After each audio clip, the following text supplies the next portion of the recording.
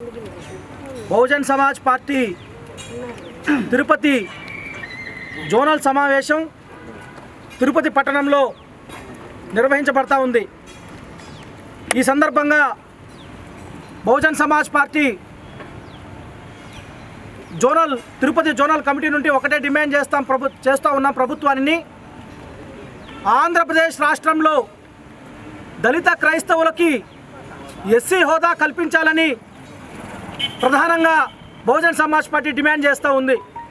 మిత్రులారా, దేశంలో ఏ మూలకు పోయినా మతం మారినంత మాత్రాన వారి కులం తాలూకా కులానికి సంబంధించినటువంటి అంటరానితనం కానీ వివక్ష కానీ ఎక్కడ కూడా పోదు.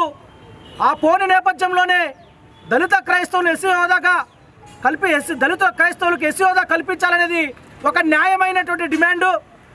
ఈ డిమాండుని ఏదైతే గతంలో ప్రతిపక్ష నేతగా ఉన్నప్పుడు నేటి ముఖ్యమంత్రిగా ఉన్నటువంటి నారా చంద్రబాబు నాయుడు గారు అనేక సందర్భాల్లో అనేక సమావేశాల్లో దళిత క్రైస్తవులకు ఎస్సీ హోదా కల్పించాలని అది ఒక న్యాయమైన ప్రధానమైనటువంటి డిమాండ్ అని, అది మా మేనిఫెస్టోలో కూడా పెట్టడం జరిగిందని అనేక రూపాల్లో చెప్పినటువంటి చంద్రబాబు నాయుడు గారు ఈరోజు మీరు అధికారంలోకి వచ్చిన తర్వాత దళిత క్రైస్తవులకు ఎస్సీ హోదా కల్పించాలనే అంశాన్ని మీరు ఎందుకు మాట్లాడటం లేదు అని చెప్పి బహుజన్ సమాజ్ పార్టీ నుండి మేము సూటిగా ప్రశ్నిస్తూ ఉన్నాం.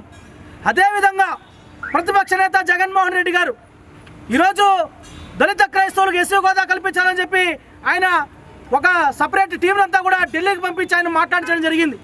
ఆయన మాట్లాడారు సరే బాగానే ఉంది, కానీ మీరెందుకు మాట్లాడటం లేదు? మీరెందుకు సూటిగా ప్రశ్నించడం లేదు ప్రభుత్వాన్ని? జగన్మోహన్ రెడ్డి గారిని అడుగుతా ఉన్నా నేను, మీరు సూటిగా ఎందుకు ప్రశ్నించడం లేదు ప్రభుత్వాన్ని? మీరు శాసనసభలో వెంటనే బిల్లు పాస్ చేసి పార్లమెంట్లో అమెండ్మెంట్ బిల్లును తీసుకొని రమ్మని చెప్పి ఎందుకు మీరు డిమాండ్ చేయడం లేదు?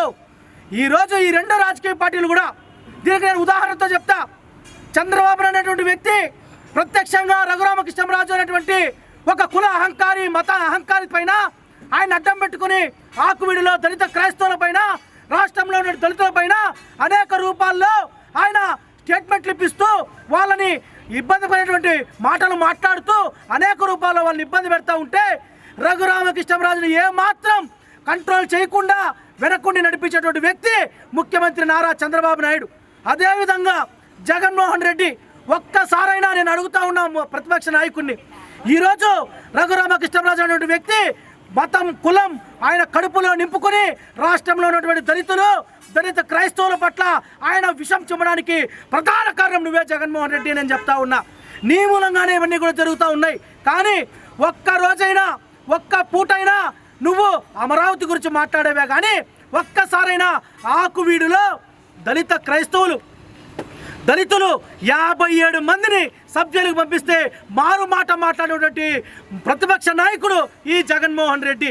అంటే ఈ రెండు రాజకీయ పార్టీలు కూడా, తెలుగుదేశం పార్టీ అయినా వైఎస్ఆర్ కాంగ్రెస్ పార్టీ అయినా జనసేన పార్టీ అయినా అన్ని పార్టీలు కూడా ఒకే కూటమి, అదే భారతీయ జనతా పార్టీ కూటమి. భారతీయ జనతా పార్టీ ఏ విధంగా నడిపిస్తే ఆ విధంగా ఈరోజు జగన్మోహన్ రెడ్డి, చంద్రబాబు నాయుడు, పవన్ కళ్యాణ్ వీళ్ళందరూ కూడా అదే రకంగా నడుస్తూ ఉన్నారు. కాబట్టి నేను ఒకటే చెప్తా ఉన్నా, ఆంధ్రప్రదేశ్ రాష్ట్రంలో ఉన్నటువంటి దళిత దళితులకి మీరెక్కడ కూడా మీ మనోధైర్యాన్ని పోగొట్టుకోవద్దు.